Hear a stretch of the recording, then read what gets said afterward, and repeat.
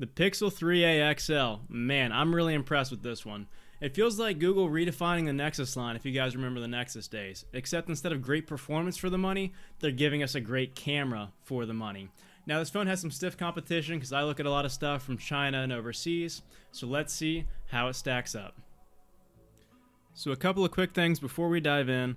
I bought this phone with my own money and I used it as my everyday device or daily driver for about a month. Now, quick question for you guys before diving in. If you had to pick one, which would you prefer? Having a top-of-the-line specs, like a Snapdragon 855 processor, or having a great battery life? Let me know what you guys think down in the comments below. I'm really interested to hear what you guys have to say about this one. So, as always, starting off with the good. The first thing I liked about this phone is the price. For less than $500 for what Google's trying to deliver, I don't have any major complaints, so the price is right.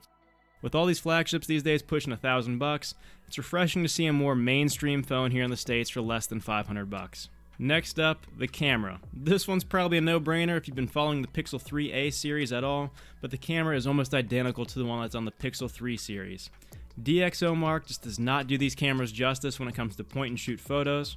The processing takes an extra couple of seconds versus the normal Pixel 3 because it doesn't have that dedicated processing chip for photos, but the end result is almost identical. And this phone cost about half the price of the Pixel 3, so camera's a definite win. I've been digging it on this one. Next up, the experience, and you can kind of think of this as performance. I didn't want to label it performance though because the phone isn't very snappy.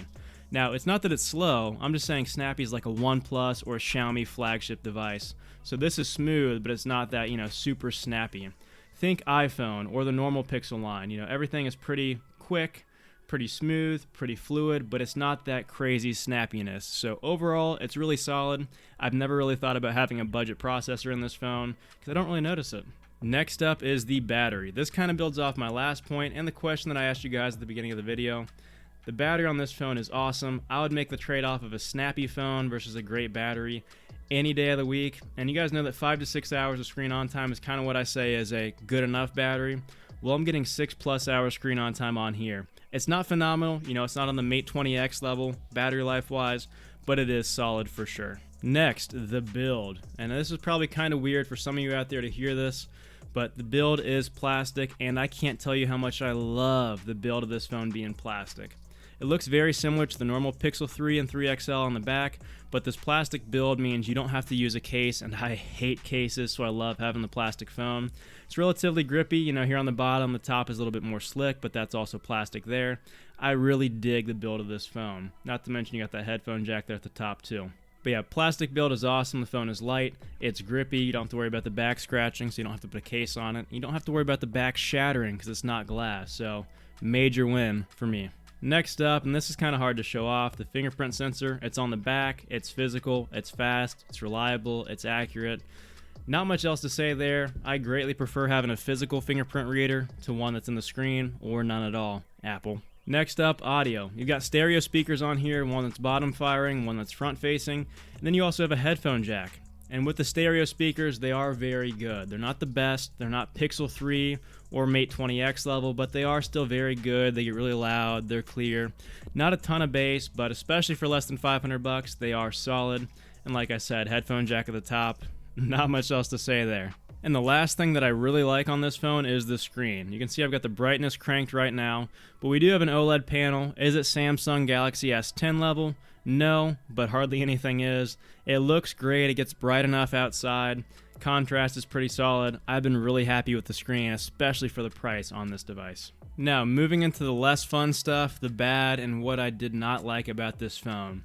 Right off the bat, it only comes in a 64 gig of storage and 4 gig of RAM configuration, and it doesn't have the unlimited storage in Google Photos that the Pixel 3 line has. I mean, this is something I knew going into the phone. I can definitely make it work. You probably can too. It's just something to keep in mind because you don't even have an SD slot to expand your storage. Next, it does not have top-of-the-line specs. Now, I know I just praised it for how smooth it is, but if you're willing to buy a phone from China, like say a Xiaomi or a Huawei, those phones you can even get on Amazon, something like that, you can get much better specs at a similar or lower price. Just depends on what you value. Do you want the top-of-the-line specs, a super snappy experience, Or do you want a great point and shoot camera with a solid battery and a stock Android experience? Not to say that Huawei and Xiaomi have bad cameras, because they're still pretty good, but I think you get the point that I'm trying to make. Google did a really good job with this overall, but they could have put some better specs on the inside of this phone. Now, the last thing I don't like, and this is true for all Pixel devices, is the lack of customization.